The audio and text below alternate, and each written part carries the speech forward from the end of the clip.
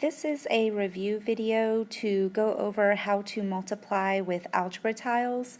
We've actually been working with algebra tiles in class for a couple of weeks now, but I don't think I actually uploaded a review video over it. So the first thing that I'd like to do is just review the pieces or the algebra tiles themselves. So remember, there's three types of algebra tiles. We have one that looks like a large square. And that square's dimensions are x by x. Since it's x by x, this large square represents an x squared. Then we have what we call most of the time a long skinny rectangle, and that rectangle is x by 1, which is why it represents x, because that's the area. X times 1 is x. Then we have the little square, which is 1 by 1, which gives me 1 for the area, so it represents 1.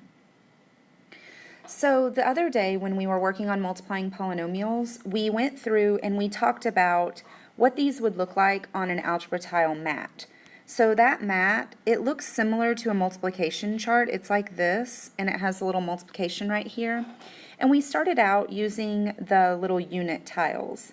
So we noticed that if we had a little square times a little square, that the only thing that would fit on our mat right here would be another little square.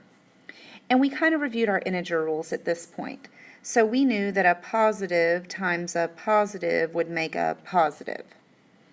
So we know that each little unit tile is worth 1. So 1 times 1 is 1, and it's positive. However, if we had a positive 1 times a negative 1, it would make a negative 1. And we kind of went through and just reviewed that multiplication. I'd like to talk down here about some of these that aren't as easy, that's just 1 by 1. So let's look at another little algebra tile mat.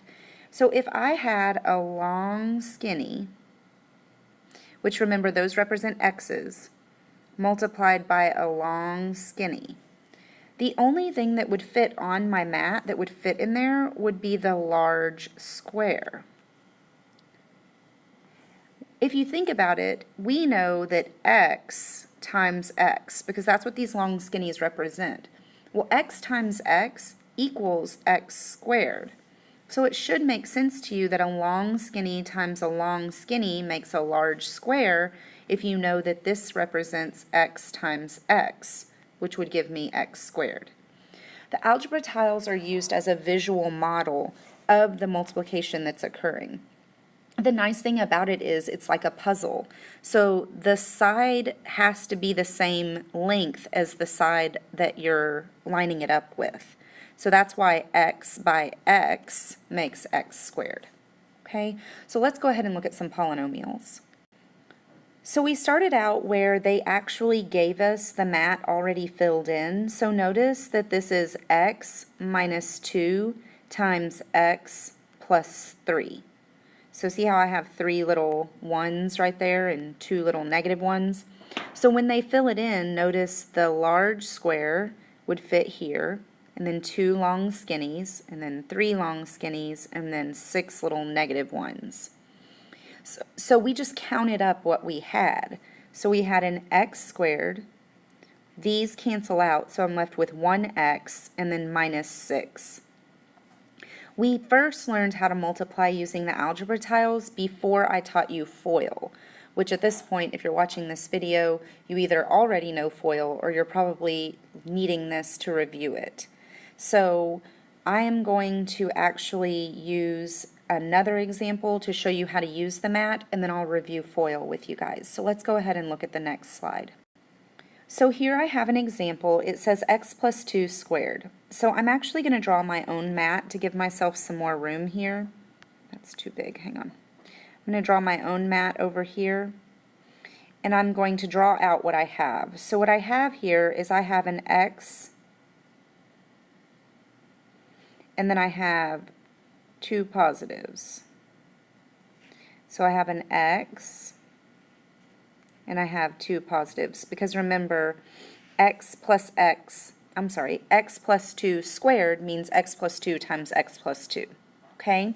And all of these represent positive values.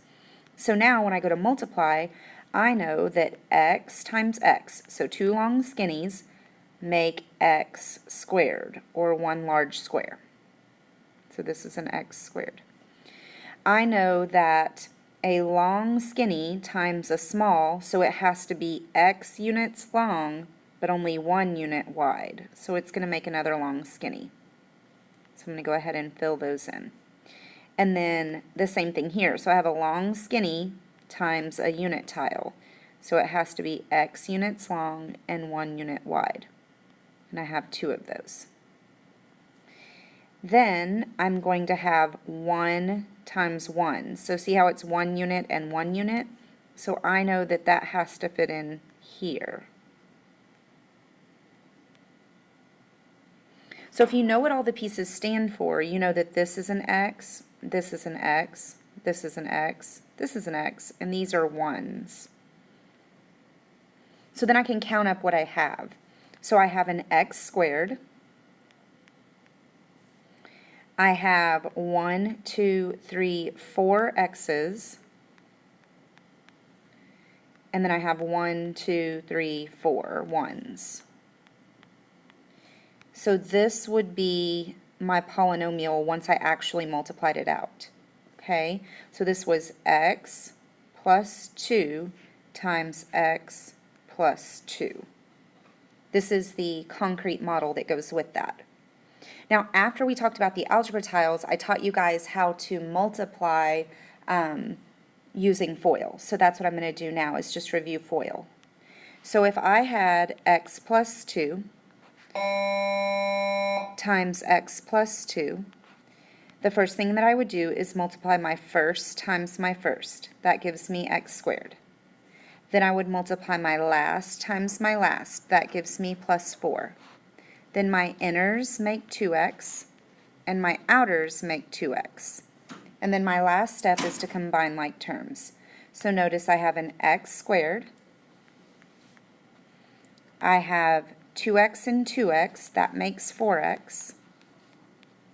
And then my last term is 4, so I bring down my plus 4.